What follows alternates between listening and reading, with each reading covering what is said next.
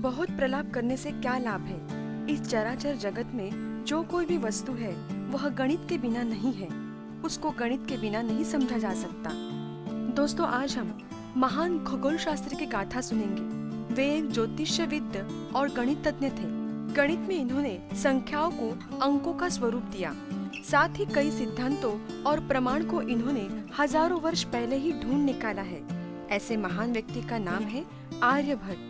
आर्यभट्ट का जन्म ईस्वी सन 476 में कुसुमपुरा पाटलिपुत्र में हुआ। यहाँ पर अध्ययन का महान केंद्र नालंदा विश्वविद्यालय स्थापित है। गुप्त साम्राज्य के अंतिम दिनों में आर्यभट्ट वहाँ रहा करते थे। इसी गुप्त काल को भारत के सुवर्ण युग के रूप में माना जाता है। आर्यभट्ट के कार्य की जानकारी उनके द्वारा रचित ग्रंथों से मिलती है। इसी महान गणितज्ञ ने आर्यभट्टीय दशगीतिका तंत्र और आर्यभट्ट सिद्धांतों जैसे ग्रंथों की रचना की है। आर्यभट्टीय ग्रंथ में वर्गमूल, घनमूल, समांतर श्रेणी तथा विभिन्न प्रकार के समीकरणों का वर्णन है। वास्तव में यह ग्रंथ गणित और खगोल विज्ञान का एक संग्रह है। आर्यभट्ट ग्रंथ में कुल 108 छंद है। यह 4 पदों अथवा अध्यायों में विभाजित है। गतिपाद, गणितपाद, कालक्रियापाद, गोलपाद। गतिपाद में 13 छंद है। समय की इकाइयां इसमें बताई गई है। महायुग के दौरान ग्रहों का परिभ्रमण अवधि 4.32 मिलियन वर्ष के रूप में यहाँ दिया गया है। गणितपाद में 33 छंद है। इसमें क्षेत्रमिति, अंकगणित, ज्योमितिक, प्रगतिवार्गिक, द्विघात, युगपात और अनिश्चित समीकरण यानी कुटक का समावेश है। कालक्रियापाद में 25 छंद है। समय की विभिन्न इकाइयां और किसी दिन के लिए ग्रहों की स्थिति का निर्धारण करने की विधि दी गई है। अधिक मास के गणना के विषय में क्षय, तिथि, सप्ताह के दिनों के नाम के साथ साथ एक 7 दिन का सप्ताह भी प्रस्तुत है। गोलपाद में 50 छंद है। खगोलीय क्षेत्र के ज्योमितिक, त्रिकोणमितीय पहलू, क्रांति वृत्त, आकाशीय भूमध्य रेखा, पृथ्वी का आकार, दिन और रात के कारण क्षितिज पर राशिय चक्रीय संकेतों का बढ़ना आदि विशेषताएं इसमें शामिल है। आर्यभट्ट जी ने गणित और खगोल विज्ञान को पद्य रूप में लिखा, कुछ नवीनताएं प्रस्तुत की जो अनेक सदियों तक प्रभावशाली रही है। आर्यभट्ट का भारत और विश्व के गणित और ज्योतिष सिद्धांतों पर गहरा प्रभाव रहा है। भारतीय गणितज्ञों में सबसे महत्वपूर्ण स्थान रखने वाले आर्यभट्ट जी ने 120 आर्य छंदों में ज्योतिष शास्त्र के सिद्धांत और उससे संबंधित गणितों को सूत्र रूप में अपने प्रसिद्ध ग्रंथ आर्यभट्ट में प्रस्तुत किया है। उन्होंने एक और गणित के पूर्ववर्ती आर्किमिडीज से भी अधिक सही तथा सुनिश्चित पाई के मान को निरूपित किया है। गोलपाद में आर्यभट्ट ने यह लिखा है कि नाव में बैठा हुआ मनुष्य जब प्रवाह के साथ साथ आगे बढ़ता है तब यह समझता है कि अचर वृक्ष, पाषाण पर्वत आदि पदार्थ उल्टी गति से जा रहे हैं। उसी प्रकार गतिमान पृथ्वी पर से स्थिर नक्षत्र भी उल्टी गति से जाते हुए दिखाई देते हैं। इस प्रकार आर्यभट्ट ने यह सिद्ध किया कि पृथ्वी अपने अक्ष पर घूमती है, जिसके फलस्वरूप दिन और रात होते हैं।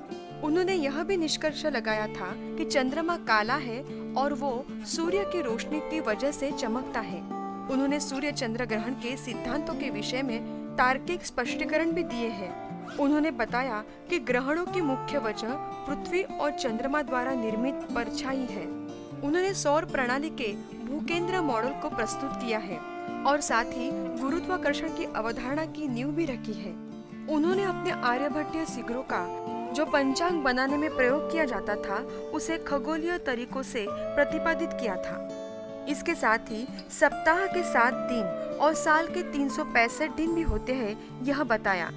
इनकी मान्यता के अनुसार 4 युगों का एक महायुग है, 72 महायुगों का एक मनमंतर और 14 मनमंतरों का एक कल्प होता है तथा इन्होंने चतुर्युग में सतयुग, द्वापर युग, त्रेता युग और कलयुग को भी समान माना है।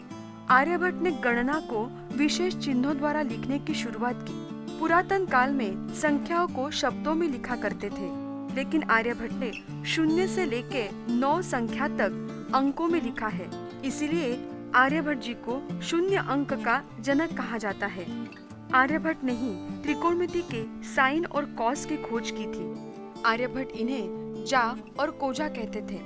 प्राचीन काल से भारतीय गणितज्ञों की एक समस्या रही है कि समीकरणों के पूर्णांकों का हल ज्ञात करना। ऐसी समस्याओं के हल के लिए आर्यभट्ट की विधि को कूटक विधि कहते हैं। कूटक का अर्थ है छोटे छोटे टुकड़े में तोड़ना, और इस विधि में छोटी संख्याओं के रूप में मूल खंडों को लिखने के लिए एक पुनरावर्तित कलन विधि का समावेश होता है। इस विधि को आर्यभट्ट एल्गोरिथम के रूप में माना जाता है। साथ ही आर्यभट्ट ने बीजगणित में वर्गों और घनों की श्रेणी को रोचक परिणाम प्रदान किया है।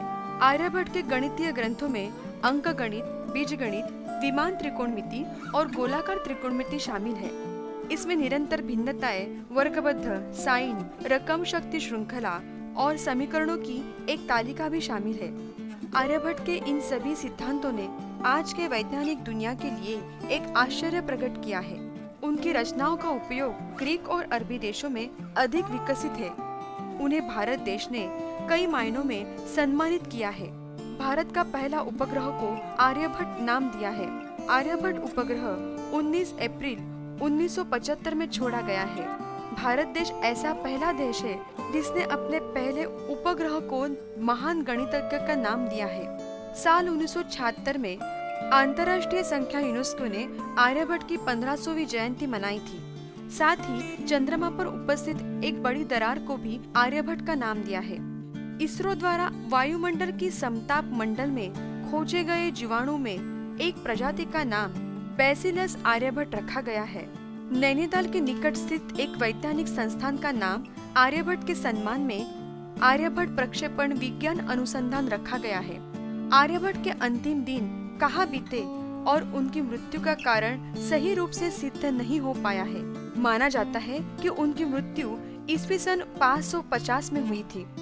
ऐसे महान ज्योतिषविद्य और गणितज्ञ की महान गाथा को हमारा कोटि कोटि वंदन। दोस्तों, ऐसे ही महान गाथाएं सुनने के लिए गाथा चैनल को सब्सक्राइब करें और नोटिफिकेशन बेल पर क्लिक करके ऑल पर क्लिक करना ना भूलें। दोस्तों, अपना मत कमेंट द्वारा हमें जरूर सूचित कीजिए। धन्यवाद।